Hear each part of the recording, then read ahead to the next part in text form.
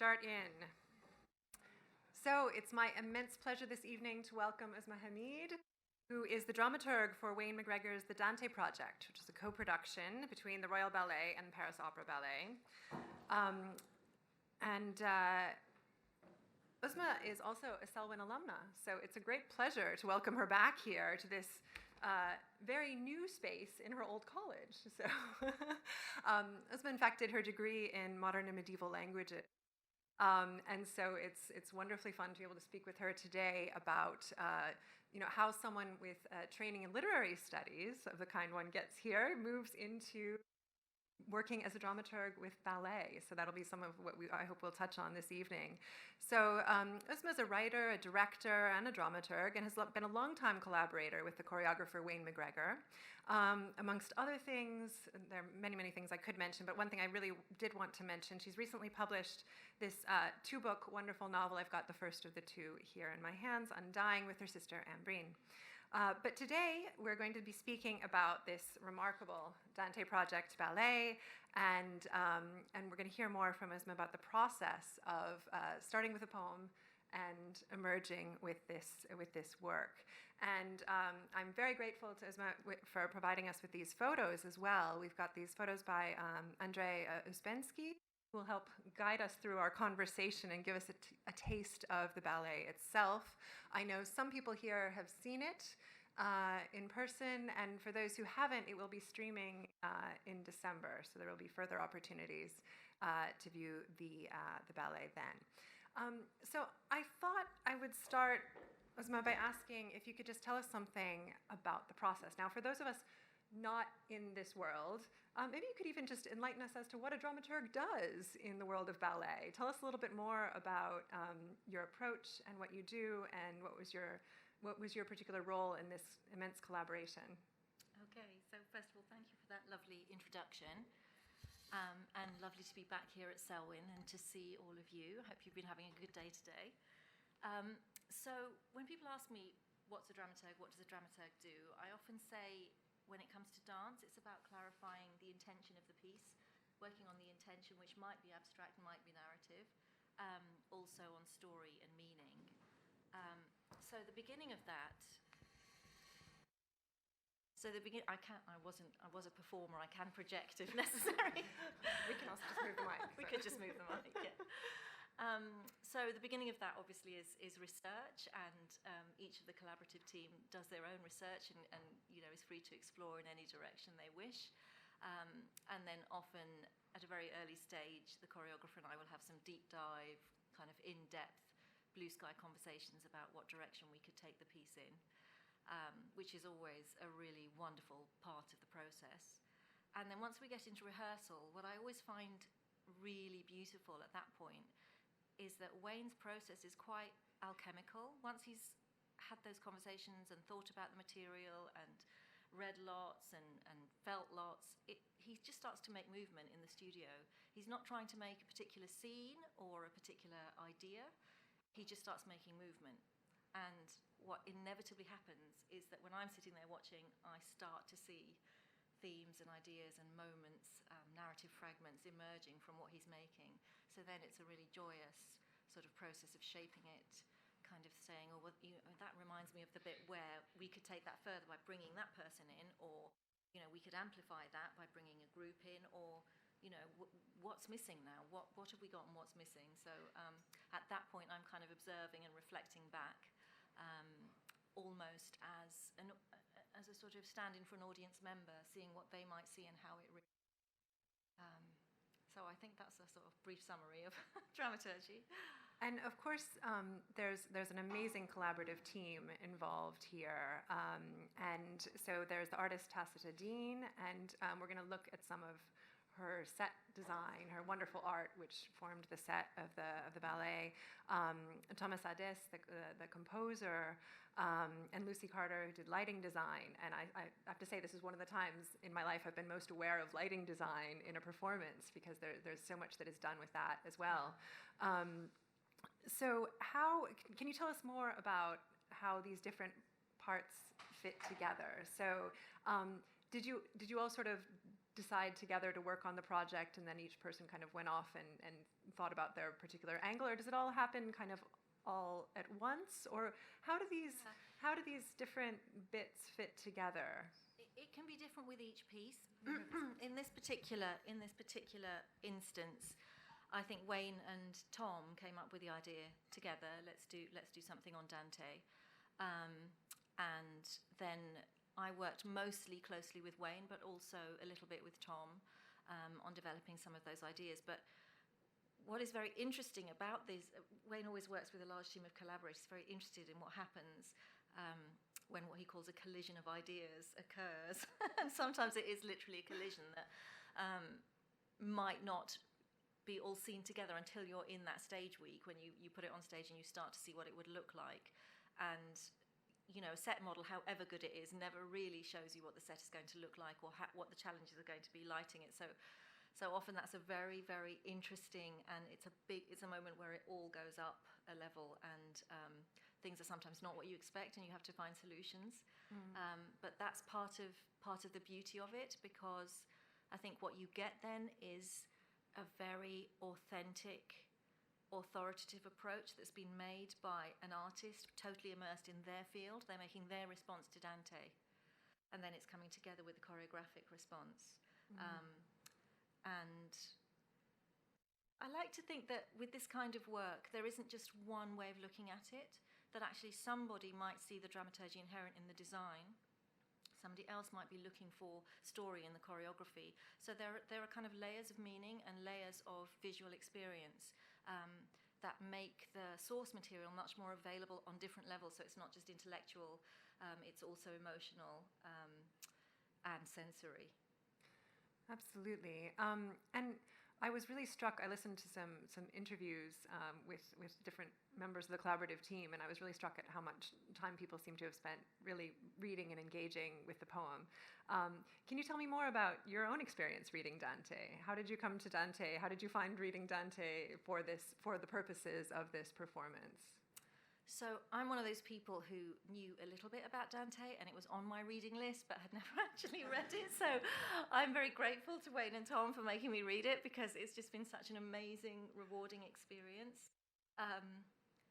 I used the Robin Kirkpatrick translation. There it's one we're all very fond of, yes. Yes, which I thought was wonderful. It really spoke to me, and I remember actually you asking me when I came to Selwyn a couple of years ago, which one's the best? So which one's the best? And I was slightly taken aback. I was thinking, an academic's asking me which one's the best. Isn't that sacrilege? Am I actually allowed to say, or should I think of something? And I said to you Purgatorio, and you said that's mine too. And having now worked on the piece and helped to bring it to fruition, it still is my favourite part, although the others are obviously wonderful too. Oh, that's fantastic to hear. Though in the end, I want to talk about how the twists the various twists that happen, because of course this is the Dante Project, and the ballet isn't titled The Divine Comedy or something like this, right? So it wasn't just the comedy that you all sat down to read. It was also the Vita Nuova, right? And so thinking about that, and so something I want to discuss with you is also how the Vita Nuova and the Purgatorio came to be read as interlocking texts for the second act of the ballet, which is something I found fascinating and very apt as a reading. So definitely something to discuss. I think one more thing before, and I'd like to then look at some of the slides to talk about this in more specific detail. But one of the things I wanted to ask about, since you're, as we said, you're trained in literary analysis, you're also a novelist. I wanted to ask you to talk about the differences between narrative and non-narrative modes. So, of course, when it comes to choreography, and I understand for Wayne McGregor particularly, there's a desire to not go into the narrative mode, that the choreography must not, in fact, be narrative, right? So can you tell me, if that's not that may be a misstatement, so please correct me, but again, I think it's interesting to think about this question between I think so many of us who spend a lot of time with the poem think about it in these incredibly narrative terms, right? The ballet, obviously, and we'll look more at this, offered a non-narrative Dante Project, which does not take you from point A to point B, despite the fact that you might have that expectation. There's a first act, which seems to be about Inferno, a second act, which seems to be about Purgatorio, and a third act, which seems to be about Paradiso. But I think the spectator quickly learns that it's not quite this progression from the beginning of the text to the end of the text in a kind of a narrative mode. So I see you as a person who operates between different kinds of modalities of representation, between your own writing practice, the kinds of work you do when you study literature, and this project in itself. Can you talk a little bit more about those modes? Yeah. Well, I mean, I think that the beauty of dance, obviously, is that it's non-verbal. And so while that can present challenges if you want to do narrative work, its great gift is that it has this kind of immediacy that you can kind of cut straight to the heart of something and get the audience to feel something, and to experience something through this sort of collective understanding that we have, this innate understanding that we have of gesture, where somebody can, move an arm and it means something. It connects on a very, very deep level. So to go back to your question, Wayne is sometimes talked about as a very abstract choreographer, but Wayne, in fact, will tell you there's no such thing as abstract dance, because, of course, the minute you put a body on stage, it's a person. There's a level of figuration there that's completely inescapable. So when we're talking about this kind of spectrum of narrative and abstraction in dance, it's really a question of kind of where you want to land along it and at what point. And the beauty of having a 3-act evening work is that those things can be quite different. And then, of course, how and when the music arrives is also important. So in this case, for Inferno, for example, we had that 2 years earlier than we had the other two bits. And what Tom had done was actually create quite narrative fragments. So they're little short sections that he wrote responding to different circles of hell in the commedia, in the Inferno. So that inevitably ended up being quite narrative. It was a choreographic response, often to the titles that Tom had given those sections and what he had envisaged when he was writing that music. But still within that, it was really beautiful, because again, music is non-verbal and kind of hits you on an associative level. So what was really lovely was, having read the commedia, having kind of lived in it for so long, when other things started to emerge out of the music. So one of those was the section Ulysses. We titled it Ulysses. Can we find that? Yeah, it's. Let me see if. We'll come back. We'll come back to these. Don't worry. This is. Sorry. Just go back there. There we go. So this is one moment, and there's another bit further on where he's just in a solo movement. Yeah, let me see if I can find it for you. Where. Do I point it at the screen or at this? I think at that. This, okay. But it just has a slight lag. Oh, I see. Yeah. Okay, it's like Technology 101.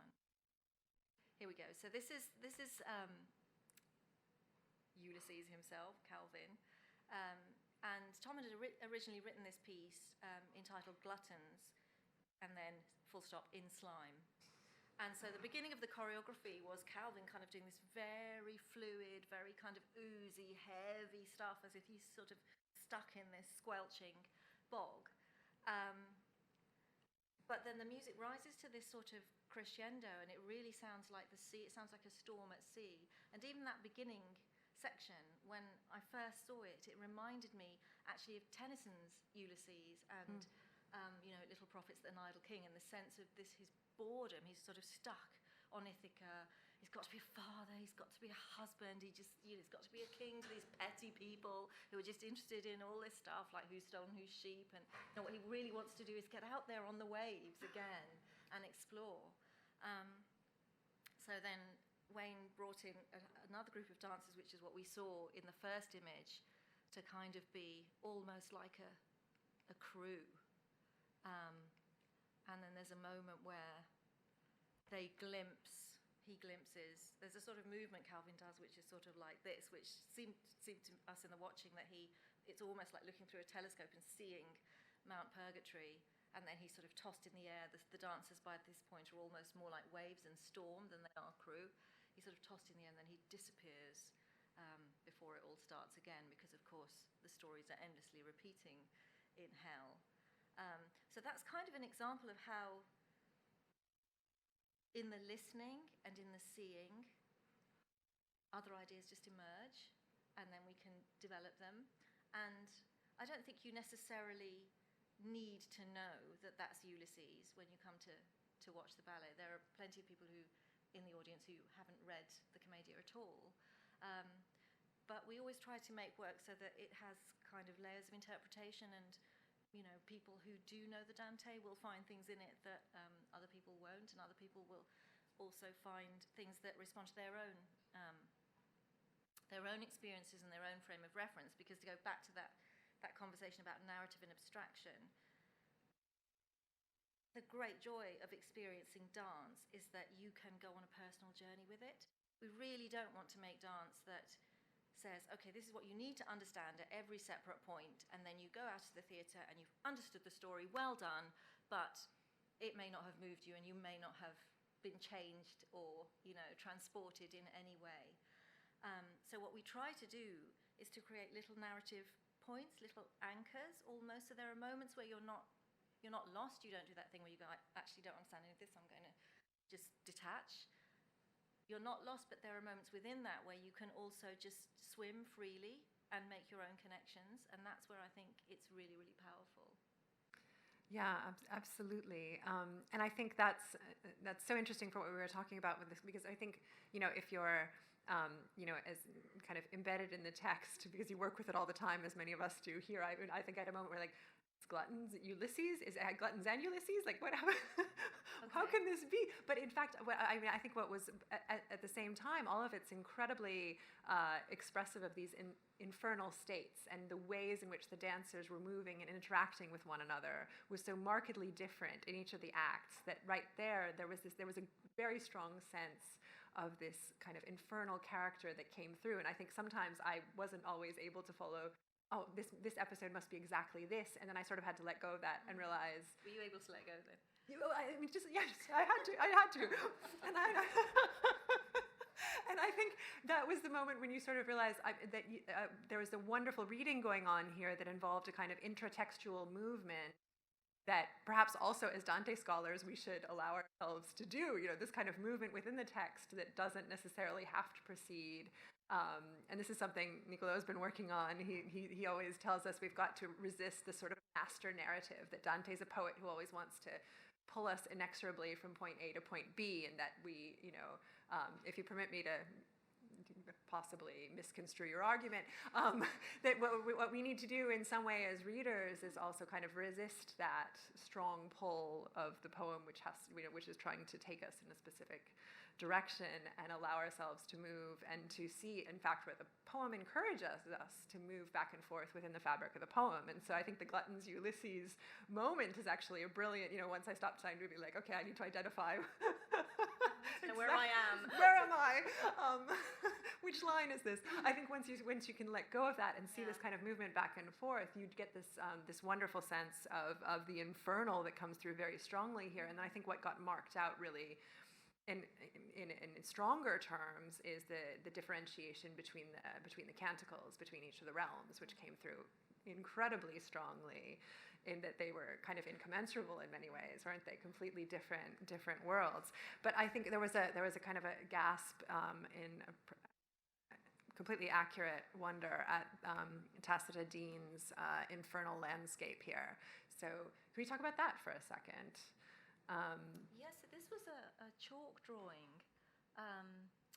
and what was amazing about it, so there's a mirror up there which kind of reflecting the landscape, and I don't know if you can see it, you can just about see it on this image. There's a sort of shiny circle on the floor, which is almost a kind of reference to the circles of hell, and you can see Dante and Virgil. Dante in blue and Virgil in yellow. They're kind of walking around the edges as they see the action that happens. And she had this lovely idea that we move from a photographic state of negative, which is here in Inferno, to a state of positive by the end of the piece. So these colours that you see often in the Botticelli, the very famous illustrations, you often see the red and the blue, and these colours are what the photographic negative versions would be. So Dante in the red in the negative becomes this kind of turquoisey blue, and isn't it? Sorry. I know. And Virgil becomes this slightly sort of luminous, this beautiful yellow colour. And then where that transition sort of begins to happen in Purgatorio, as Dante is coming into his greater knowledge by going through on the trajectory of the journey, and then, well, shall I not spoil it? Shall I show you?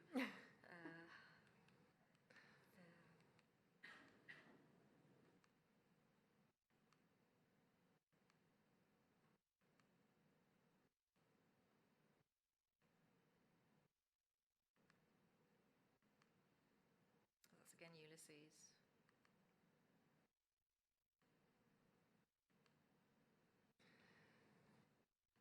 Virgil looking on. So this is the set for Purgatorio.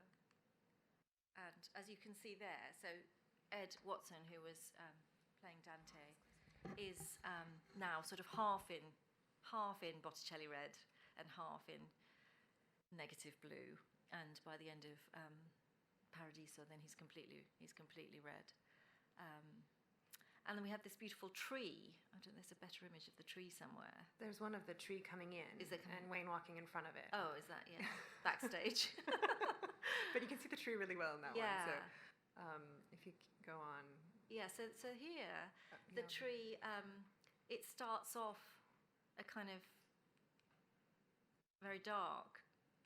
And Tacita based this, I mean, she could tell you better than I can, but she spends a lot of time in LA, and she talked about the jacaranda trees. There it is, backstage, and that's Wayne walking past it.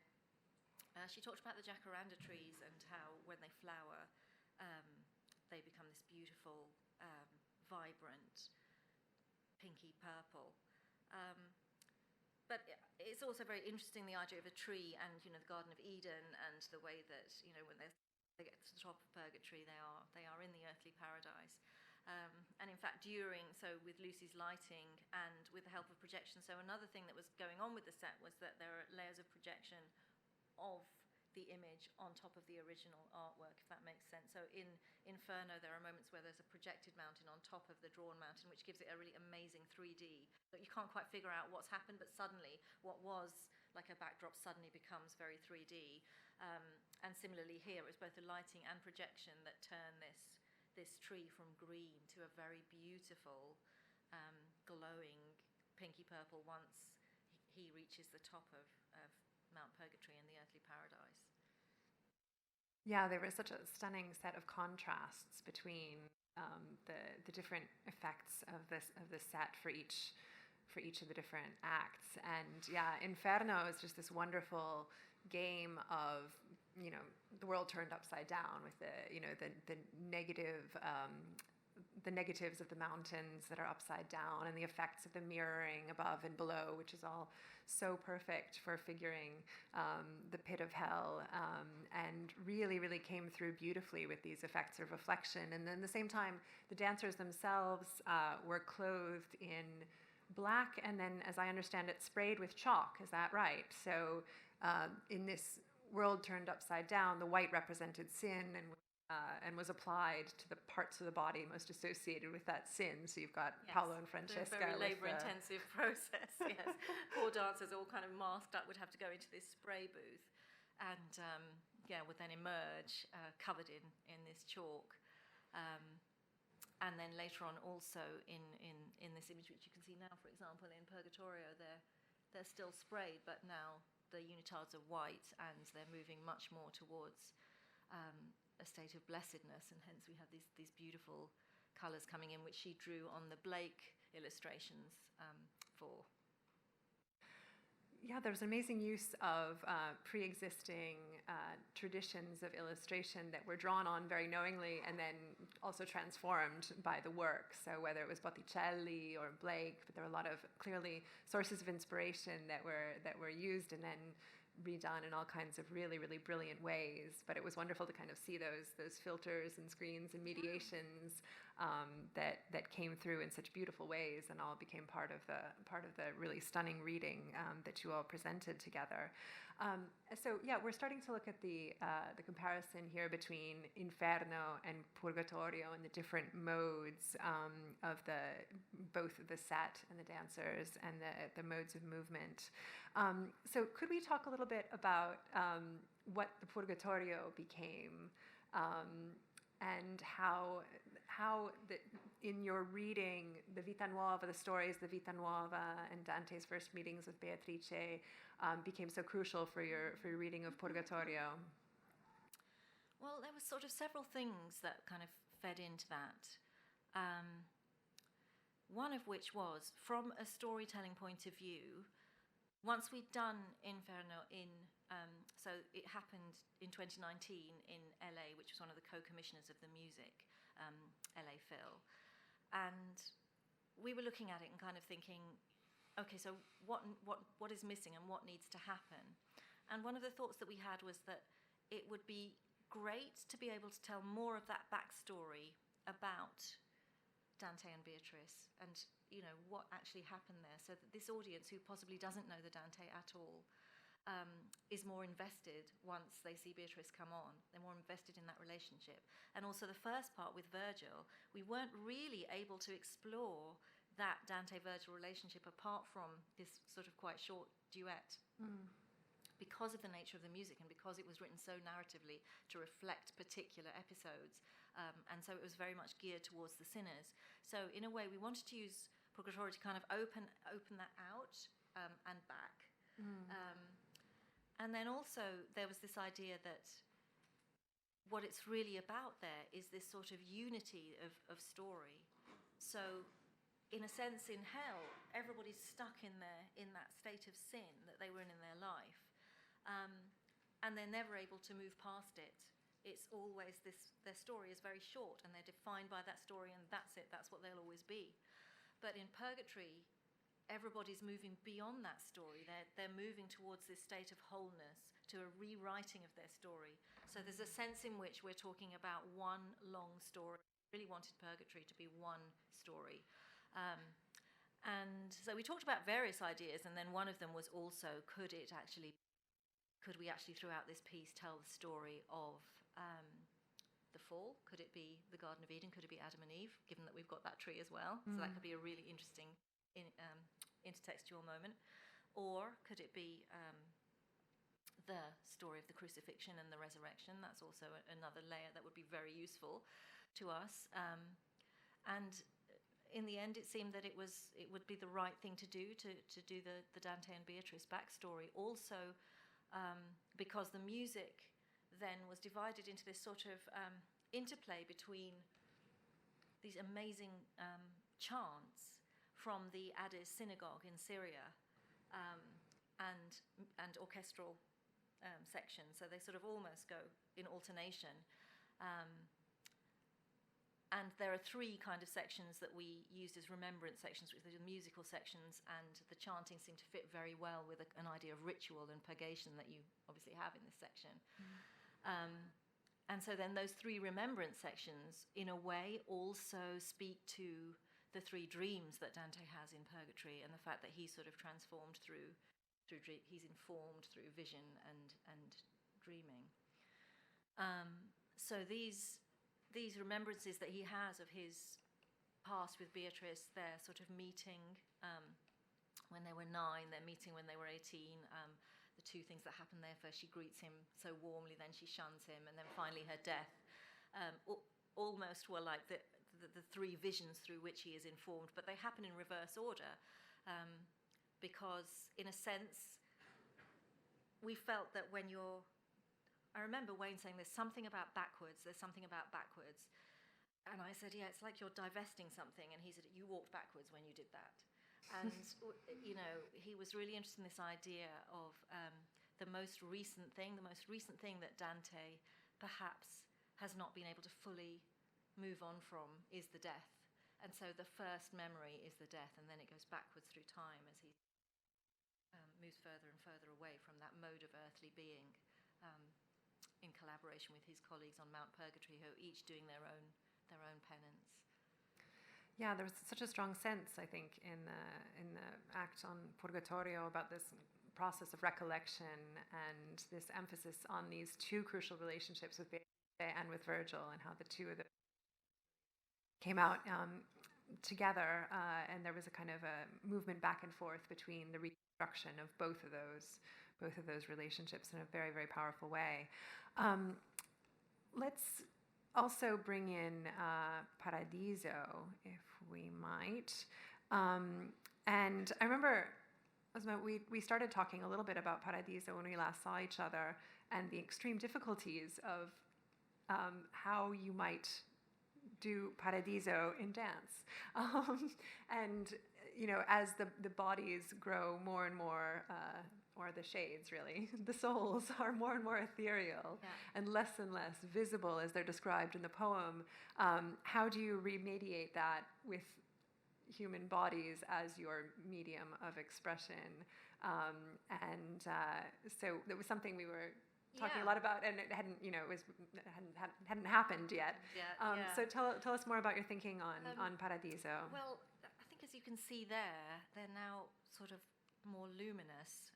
So there's no chalk, the sin has gone, and they had these shimmery costumes which could be completely transformed when they picked up light.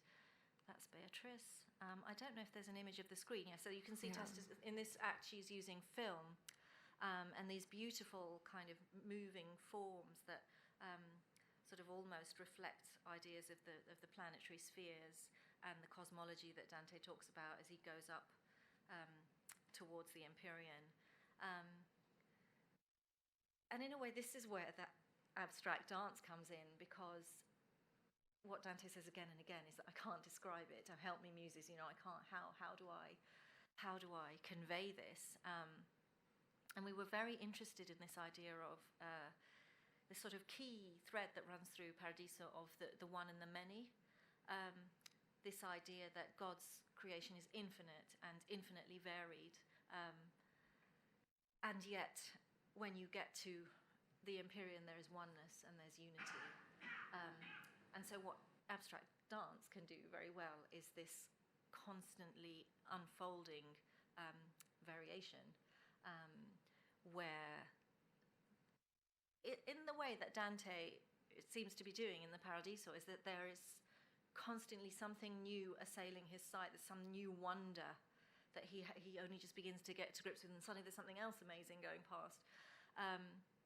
So dance can do that very well, and then towards the end, there's this sort of moment of unity, which in choreography is Wayne has created this beautiful sort of unison section where suddenly all these infinitely varied, are they lights, are they people? We named them celestial bodies in the program there. Suddenly come together and almost do a unison phrase, and just at that point, Dante's in the center, and they also sort of, I don't know if you caught, they form concentric circles around him. So there's this moment where you have that sort of mind of God moment, and then they all disperse, and he's there almost as if he's coming back to earth. And then there's a light moment, which you wanted to. Yes, I was so struck by what happened at the very end. It was such an immersive experience because, until that moment, there was sort of a sense that the light was on the stage and separate from us in the audience. But then there's this final moment where, as the poem talks about Dante feeling himself struck by that which he cannot, fully perceive in any other way. And there's this moment when the beam of light just strikes the audience, just moves into the audience suddenly, strikingly, and the entire audience is blinded.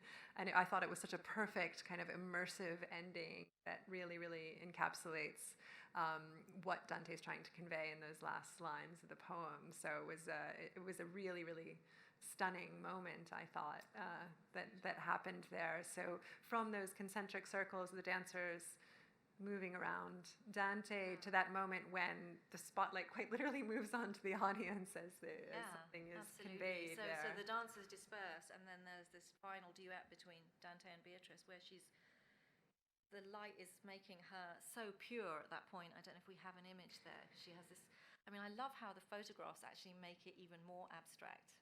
Yes. That's amazing. That's exactly. And with the lighting, Lucy used mainly side lights so that they literally look like they're floating. You don't see feet on the floor. Whenever they're dancing, they look like they're floating. I'm not sure if we have an image of it, of the two of them. Yeah, this one, where they're, she's just absolutely glowing white. And this is almost like the glorified bodies being returned. And then she bids him farewell. It's only, this is now Dante on his own, and he comes down stage, and this amazing beam of light comes and scans through Dante across the front of the stage and into the audience, which I remember when Lucy first talked about that, she said, this is like we are now all in God's love at that moment. We're all in the light. And of course, the thing that immediately struck me as well when she said that was, in a way, to me, that moment where he's downstage and he disappears in this light, and then it comes out towards us, is the 700 years, is the way that his work, he's just one little person standing on a stage, and the way that this work has come out to all of us in so many different ways. And he didn't know that. He's standing there back, and almost like we're sitting at the other end of this telescope, kind of looking down, and if you look really hard, you can just see him disappearing. And it's so beautiful. Yeah, it was a really striking, really touching moment, absolutely. And a beautiful way of thinking about how the poem is handed over to us in so many ways for our rereadings and reworkings and all the things that we've been talking about today in various different ways. I think that's a great note on which to open the floor up to questions and comments, and we can keep talking through. And if there are any particular if there are any particular slides you wanted to look back at, or I know some people have seen the performance and have questions, so this is a great time to jump in. And those of you online as well who are following along online, if you can raise a virtual hand, and we'll be sure to let you into the conversation as well. Nicola has his hand up, as does Chase. So excellent. Start throwing, George. I will then also do my best. Go long. You just can't wait to see this. Thank you very much for this. This was extraordinarily enjoyable, and it comes as a culmination of a day where a recurrent theme has been kind of non-traditional readers of the Commedia, and having this as the culmination, you are able to describe to us a poem that in theory we know so well in a way that makes it have so much sense, and that sense is so new, is something that it's a wonderful experience. So thank you very much for that. I will do everything I can to see that performance live. But one of the questions that I have is, you mentioned a few times how you didn't know much of the Commedia. You hadn't read the Commedia before you started this project. The audience is likely to have heard about Dante and to have some ideas, but not really to know. I was wondering, a question that came up, it's what made it so appealing and intriguing in the first place, and if there was anything that you learned after this whole process that kind of transform your understanding and enjoyment of the poem specifically. If there is a difference between what you were attracted to at the start and what you found at the end. Thank you. That's a great question. Well, as I said, the idea originally came about from a conversation between Wayne and Tom, and I think that the Commedia was something that had meant a lot to Tom growing up. And of course, there's so much richness in it, and Wayne often likes to tackle big subjects, big stories that lend themselves both to narrative and to abstract treatment, something which I guess goes beyond some of the expectations that people sometimes have of ballet, that it's it's fairy tale stories or folk tales, and that it can't handle these big themes. But I think there's something so sublime about dance as well, that it can very immediately get to not just emotional subtext and those kind of visceral states, but also to sort of abstract mystical states. So in a way, the commedia lent itself to dance. Inevitably, with any project, and especially with something as rich and as huge as this, you have to make choices along the way about what you show, some of which is driven by considerations of what will work best on stage, and it's not always the things that work best in the reading of the text that will work best on stage. Sometimes it's driven by what the music is telling you, what the dramaturgy of the design is. So there's a whole host of considerations that come in. But I think we have the luxury as people who are making work for the stage, is that we are allowed to sort of be free from that thing that you were talking about earlier, of being very, very focused on the text, because ultimately we know that this has to be experienced without the text. And so we're always searching for those emotional triggers, those things that speak to us, and trying to, as individuals and as a creative team, and trying to figure out why there is that resonance. And very often that's because something speaks to now, something is, very current in our collective psyche or the moment of time that we're in. And for learning something, I mean, what I love about this is that every time I watch it, I learn something new and see something different, and the dancers perform it differently as well. And because it is the work, all of the collaborators' research is so embedded in it. Different things sing out to you at different times. But I would be interested to know. I remember when we did Wolf Works, and I was talking to some Wolf scholars, and some people said, which was an amazing moment for us, that seeing the ballet had taught them more about Wolf, that they had understood new things about Wolf. So I guess I would like to throw that question back to you guys, to those who've seen the ballet, as to whether it made you understand something differently or experience something differently from your readings.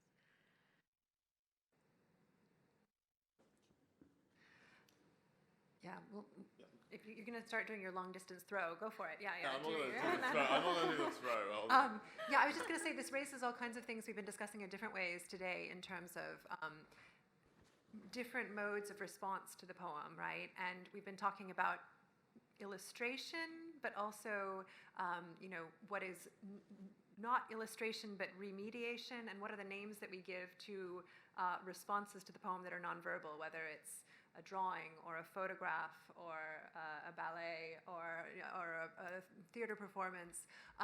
And I think it's often clear, people say, oh no, this is not an attempt to be an illustration, because we're not just trying to illustrate the poem, we're doing something different. We're reading the poem, it's an interpretation, and it's already something else, it's already its own thing. But on the other hand, there are lots of discussions ongoing as to, well, many of the illustrations, already Botticelli's doing that too, already Blake is doing that as well. So what counts as illustration, what counts as remediation? How do we talk about these responses to the poem that each take on their own character, and find ways to bring the poem or something of the poem to audiences in new and very immediate and striking ways. So this does feed into lots of things we've already been talking about today in different ways. But yeah, the box has been delivered. This was my very first experience of ballet ever. So I went into it just excited because I didn't know how to experience it. And I had to kind of discover some of my expectations along the way, because knowing something about Dante, I think I went into it thinking, we're going from point A to point B, and yeah, especially Inferno, it gets started in a wood, it ends with that beam of light that we see third person, but in between these segments have narrative to them, but they're not in the sequence necessarily that you expect, so there is letting go that you do with it.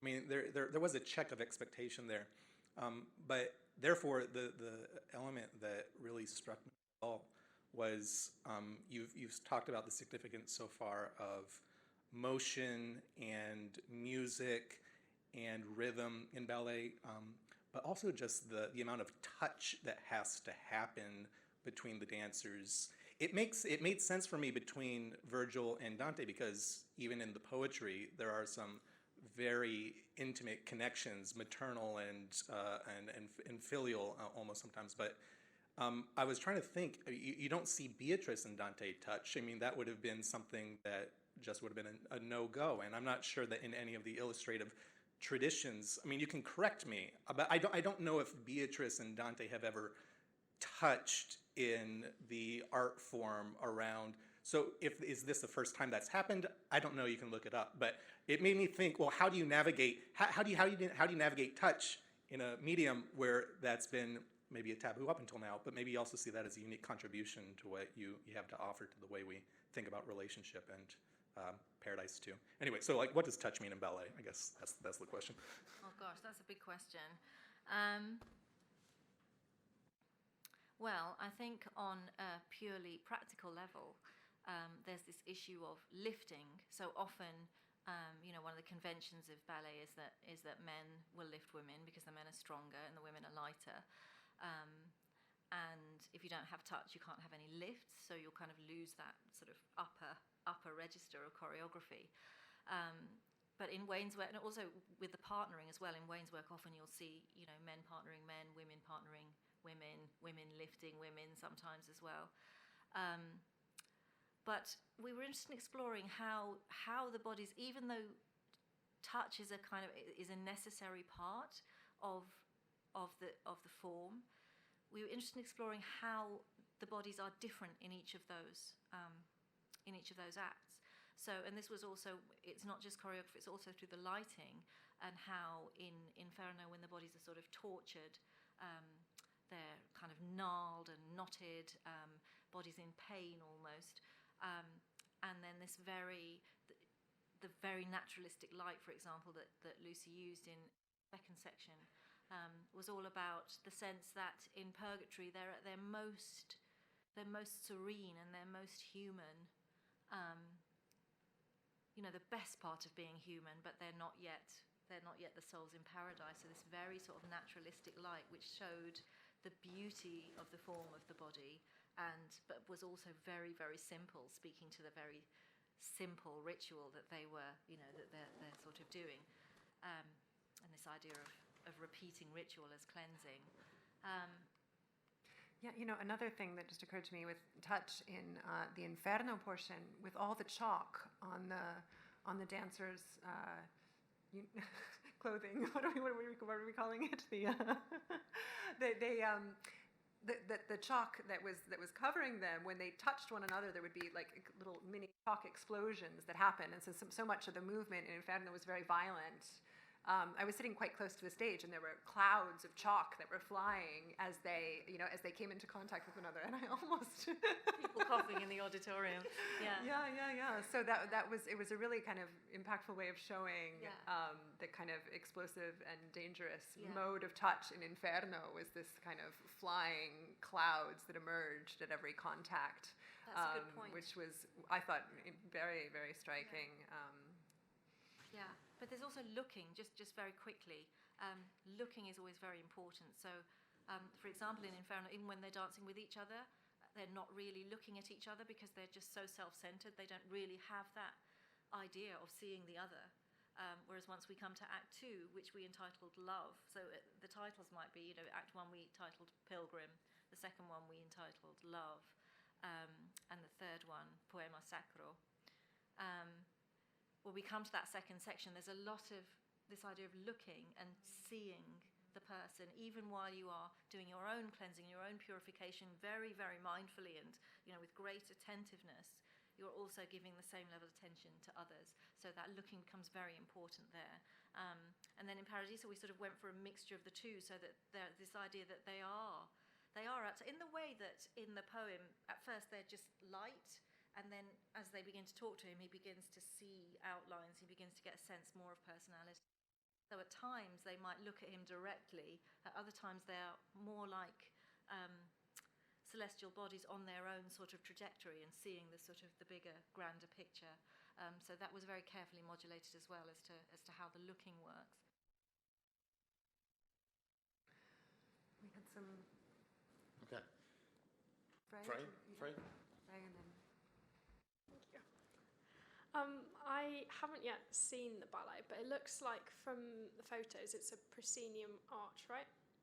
I was just wondering whether you could talk a bit about, I'm guessing you didn't like completely choose that because it was kind of contingent on the space that you had to use, but kind of what the effect of doing it in a kind of proscenium arch format was, because there's this like clear distance between the audience and what's going on stage, which made me think of some of the bits, particularly of the Inferno, where it's almost like Dante and Virgil are kind of watching the sinners kind of in a proscenium arch. There's a kind of similar level of distance, like in the Brunetto Latini episode, where they're literally on kind of different precipices.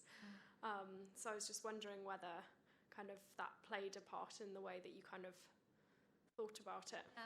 I mean, I think it's always a challenge with the proscenium arch when you are trying to make a work where you want it to be about feeling and you want the audience to be swimming in that sea as well. Inevitably, it looks quite different in the studio when you're that much closer and the dancers are around you than when that moment when it gets on stage. But I think that the thing you mentioned there, often in the illustrations, you often see Dante and Virgil kind of on the edge almost looking in. And so that was quite useful for us as well to be able to play with that idea of when you're sort of watching is mediated by what they're looking at, what Virgil is sort of showing him. But there are other times where you lose sight of them and you're literally seeing, what the sinners are doing in a more direct way. And we worked quite hard on trying to create a trajectory for Dante and Virgil of the walking around to choreograph that. So that it's not distracting, it doesn't stop you from, pull your attention at the wrong time, but it also can provide a sort of a bridge between you and the sinners. And what I learned from watching it was that, there are times when I don't think anyone, you're all going to do this now, but I don't think anyone sort of sits there and just watches what their journey is around there. I think you're sort of flitting between. And so when you suddenly spot them, you see something hopefully that makes sense to you, like you see Virgil sort of tending to Dante who's fainted, and then you lose them again. But they're not always in view. So at times we are almost like Dante. We are seeing the sinners directly, in the same way, I guess, as when you're reading the text. There is, Virgil is explaining to him, but at times then he just sort of launches into these descriptive moments where you are right there with these people telling their stories. Absolutely, yeah. I thought that there were these wonderful different kind of viewpoints possible at so many different moments. I mean, it was that, Inferno, so many times you were kind of caught between looking at different groups and different sort of movements happening on the stage. And then for Paradiso as well, there was the projections happening above at some distance from the dancers. Absolutely. And I heard Tessa Didine talking about her intention that it not match up with the music and that it kind of in some ways do its own thing, and that was very interesting because your attention was sort of caught between, and Dante talks about this happening a lot in Paradiso, that his attention is caught between two different things, and it's this sort of this moment of tension where I want to look here and I want to look there. So I think these layers of seeing and the multiplicity points is something that came through really beautifully, and I think it really works wonderfly with the poem. And we had another question back there. I can throw it up there. Nice. Good catch. Yeah, thanks. I guess the umbrella question is, I'm really curious if you could describe a bit more the extent to which the dancers were kind of co-dramaturgs or their presence as interpreters of the text. I imagine that it's not just, you give them their mark, they go off and perform, right? It's probably, I don't know, I'm just really curious about what happens behind the scenes, especially because one of the themes we've been speaking about earlier today was this relationship between text and bodies and movement and speech, and how especially in the Purgatorio there is this kind of convalescent form that takes, and the kind of inverse and destructive forms in the Inferno. So maybe if you could speak to that broader point about co-dramaturg or the dancer as translator of the text. But then maybe a second question, this interesting symbiosis, like what did their vernaculars, I suppose, in their traditions of dance make new about the text? And then conversely, what did the text, maybe for them as an ensemble, open up about their own dance? Because presumably they would have danced together in many other literary-based ballets or other texts, and maybe, I don't know, was there something new here that they learned or realized during the process? Thanks. Thank you. So, casting is important, first of all. So, often when we're casting, we're looking for some sort of quality that we already know a particular dancer has that speaks to something within the work. And then Wayne will make that work on that particular dancer. And although there will be other casts who then come on and play those parts and dance those roles, it's originally made with one dancer in mind and their particular sort of movement quality, which helps him to kind of excavate his choreographic ideas and excavate the material through movement. Very interestingly, because the Royal Ballet dancers, the Royal Ballet has a is very famous for its narrative tradition, and all the dancers are fantastic actors. They are brilliant at interpreting character and story. But one of the things in Wayne's process that he's very clear about is that he wants more of that story to be told on that subliminal, visceral, physical, embodied level. So actually, we don't talk to the dancers at all about the meaning and the story to start with. He is literally making movement and then splicing it, changing it, using different partnerships, structuring it. And it's only really at the very end, when we've made the work, there's always a sort of bit and final week where I then have a session with the dancers all together and say, okay guys, so this is what we're thinking, and so that bit that you two are doing, that's Francesca and Paolo, and they're stuck in this endless, because they're guilty of the sin of lust, and it's really wonderful because by that point there is so much that's already showing in the body, and then it just needs that little bit of extra input, and you get this amazing inflection that they then bring to it. Does that answer your question? Yeah. Thank you. Yeah. Is it correct that this was also Edward Watson's last performance before retiring, right? Yeah. So that was also very poignant that the dancer who was Dante it was a very meaningful performance for him, as I understand, and that this is sort of a culmination to a really brilliant career and so many collaborations with Wayne McGregor that it must have had particular kind of meaning. I really felt that as he was taking his bows at the end of the Very much so, and actually the closing performance was incredibly emotional. A lot of people in tears, endless kind of in sort of Royal Ballet style, endless roses being sort of thrown down on Ed as he was standing there, and there was something very beautiful about it. Just this idea of him playing this artist who completes this work. It's only in the writing of the work and the decision to write the work that he discovers his purpose, and his work informs him of his purpose, and he completes it just at the end. And so there was something really, really beautiful about having had that wonderful light moment where we lose Dante in the mist, that we were aware that was the last time we were seeing Ed in that particular way, although I'm sure he will do more, but that was the moment where he retired. And also it had been such a long drawn out thing because poor old Ed has been trying to retire for years, but then with the pandemic and the break, the Dante Project was meant to be 2020, and it's sort of gone into this year. So the challenges of keeping fit and dance ready in that lockdown moment. So I think he was, while it was emotional, he was also really ready to let go. George. And thank you very much for this insight into your role as dramaturg. And what struck me is that kind of even between it, kind of liminal. It's not like you just writing materials to artists, but he wrote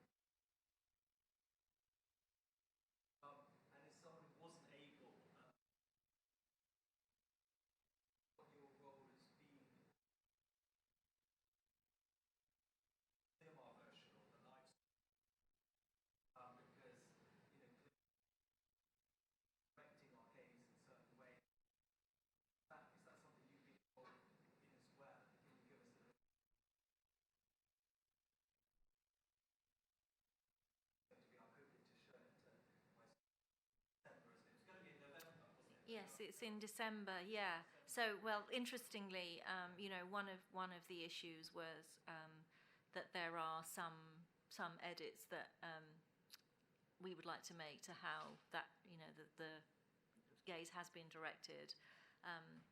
That is one of the reasons for the rescheduling.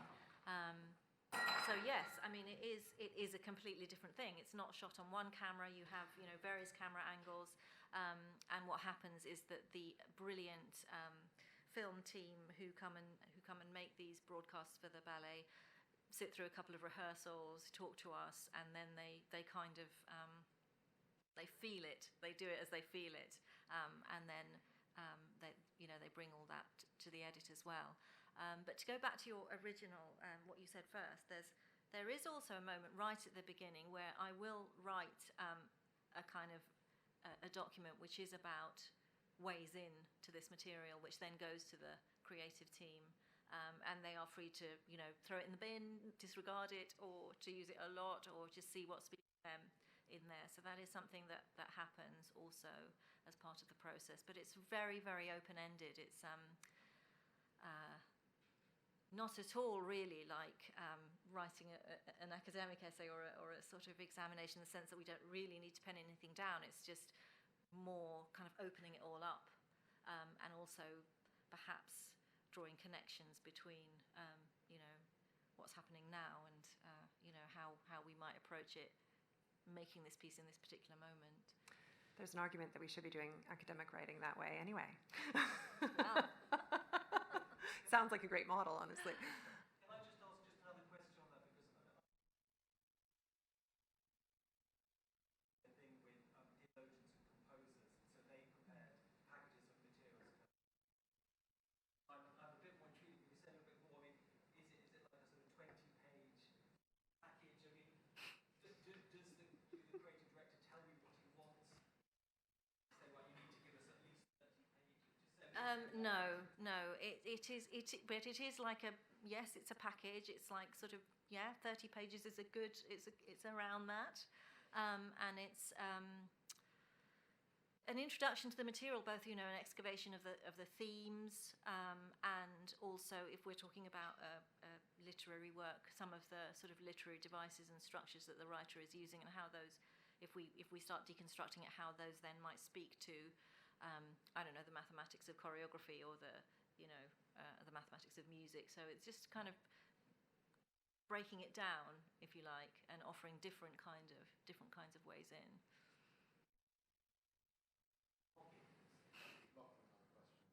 Yeah, throw it, George, throw it. I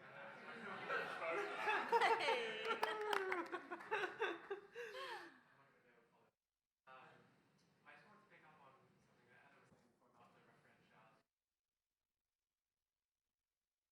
One of the things that I was really struck by is the referentiality that I was more familiar with. So there's lots of going on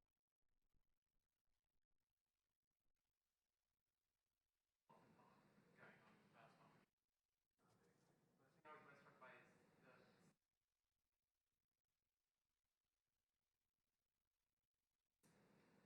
Jewish chant, which in the context of a work which is Catholic, medieval, Sorry. Does it sound like the mic's I'm so sorry. Oh my god, I'm so sorry. It just sounded like the mic wasn't working, that was all. It just sounded, I was just trying to sort it out. Yeah, don't worry. Because the mic wasn't working. I'm so sorry.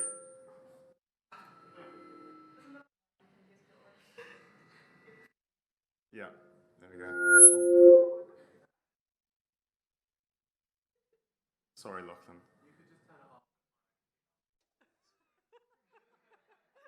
We're all terrified now. Well, that was Tom's choice, and I mean,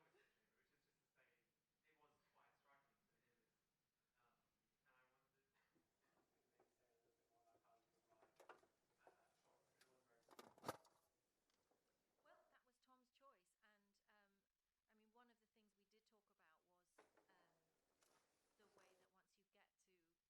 Purgatorio,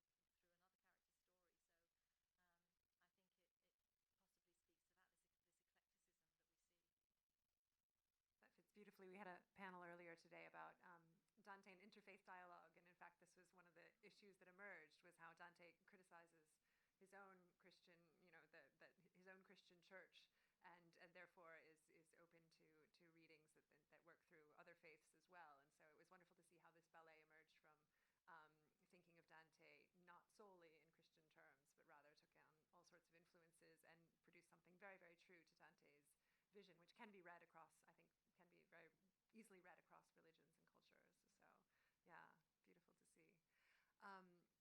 Do we have one? Yeah. Well, I don't. We'll take. You can. I don't know if the mic is working. We'll take one last question, maybe. This is working. That one's So. working. Yeah. I think in that blast of sound, we knocked out all the mics except for that one. This is actually, I'll be voicing a question from Sara Fontana, who's joining online. And she has a very practical question, and I think a very useful one to end with. Will there be a tournée for this incredible work? Are you planning to take it someplace else? Do you have any plans for, performing this again in maybe some other venue, some different country? So that's a question. Yes, so as Heather mentioned, the ballet is a co-production with Paris Opera Ballet, so it will be going to Paris. I don't have the dates. The first thing that's going to happen is, of course, the broadcast, which will happen in December, and then it will come back to the Opera House in London as well. So this is just the beginning. That's wonderful news. Really exciting. Well, I think we'll close here. I think there's more prosecco next door, so we can continue to ask Uzma questions more informally. But let's take this opportunity to thank her so much for her generosity in coming to speak with us this evening.